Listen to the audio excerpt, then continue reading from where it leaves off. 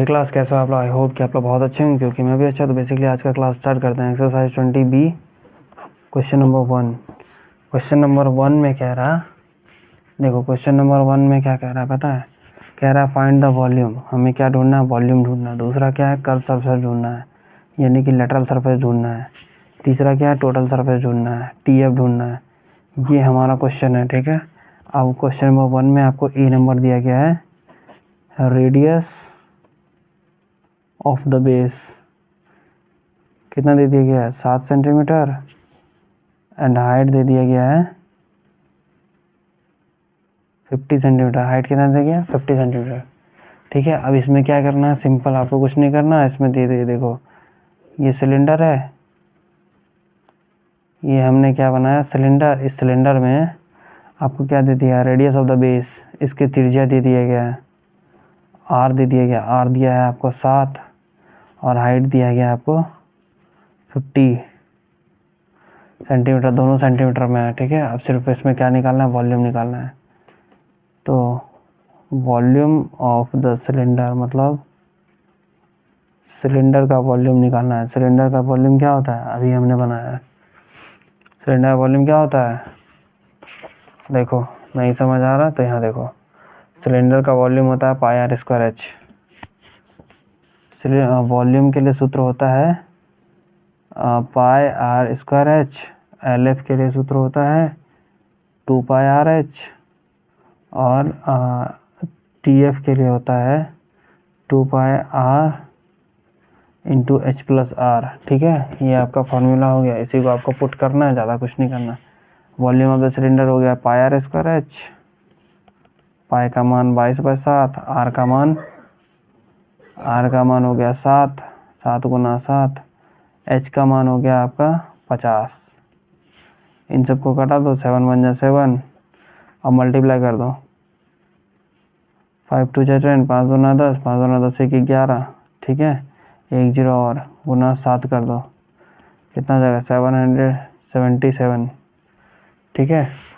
ये हो गया आपका सेंटीमीटर क्यूब। अब इसका आंसर देखते हैं, इसका आंसर है कि नहीं, क्योंकि यहाँ पे आंसर लिखा नहीं मैंने। देखो 20 का भी क्वेश्चन नंबर 1, इसमें क्या कह रहा है? 7700 सेंटीमीटर निकल गया। ये है आपका 770 सेंटीमीटर, ठीक है, क्यूब। पहला क्वेश्चन निकल गया। दूसरा कह रहा लेटरल निकालने के लिए, lateral surface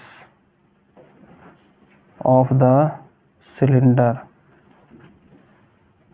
lateral surface of the cylinder निकालना है तो क्या करना है? सबसे पहले फॉर्मूला देना है। आपको सब चीज़ दे दिया गया है, इसमें ज़्यादा कुछ मगजमारी नहीं, बहुत आसान है। पाई का मान 22/7, आर कितना दे दिया गया? रेडियस आपको दिया गया 7, रेडियस आपको 7 सेंटीमीटर दिया 7। एच का मान 50, 7 7 खत्म, इसको मल्टीप्लाई कर दो, 44 गुना 50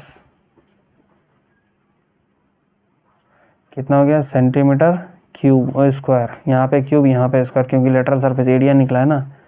अब फिर आएगा C, question number C. Question number C में क्या कह रहा है आपका? TF निकालने के लिए, टोटल सरफेस निकालने के लिए। टोटल सरफेस में 2 pi R into R plus H या एच प्लस आर, कुछ भी लिख दो, सब चलेगा, ठीक है। 2 पाई का मान 22/7, आर कितना दिया गया भाई? 7 इंटू 7 + 50, ठीक है। 7 7 खत्म, 22 दूना 44 गुना, यहाँ पे देखो, यहाँ पे मल्टीप्लाई का चिन्ह है, मल्टीप्लाई दे दिया। 50 और 7 57 हो गया। अब इन सबको मल्टीप्लाई करो, कितना हो जाएगा? इसको मल्टीप्लाई करेंगे, देखो 44 इंटू 57 मल्टीप्लाई कर दो, जो 28,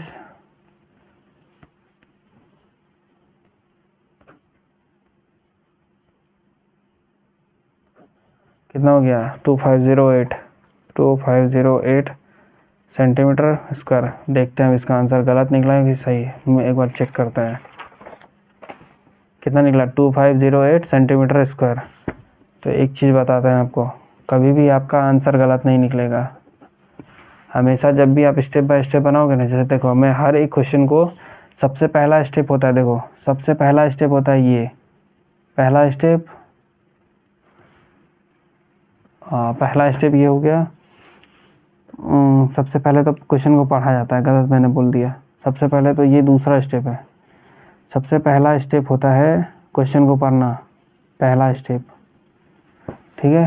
पहले स्टेप में ही आता है आपका फॉर्मूला, पहले स्टेप में ही क्या आता है, फॉर्मूला आता है। फॉर्मूला दे दिए, रुक जाना, थोड़ा हवा बह रहा है आज। पहला स्टेप में आता है आपका क्वेश्चन पढ़ना, फिर उसी में आता है आपका वॉल्यूम, दूसरे स्टेप में आता है डायग्राम बनाना, तीसरे स्टेप में आता है उसका वॉल्यूम वॉल्यूम कह रहा वैल्यू पे पुट डाउन करके उस क्वेश्चन को सॉल्व करना।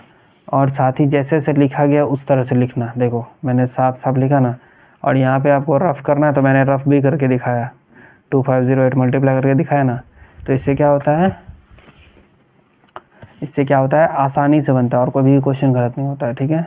तो आई होप कि आप लोगों को देखने में अच्छा लगा होगा, समझ आया होगा। यहाँ तक देखने के लिए थैंक यू सो मच। अगर नहीं भी समझ आया तो कमेंट डाउन कीजिए और उस टाइम स्टेप को बताइए कि कहाँ समझ नहीं आया, ठीक है। चलो यहाँ तक देखने के लिए थैंक यू सो मच। मिलते हैं क्वेश्चन नंबर E का 2 में। Bye bye, take care, thank you, जय हिंद।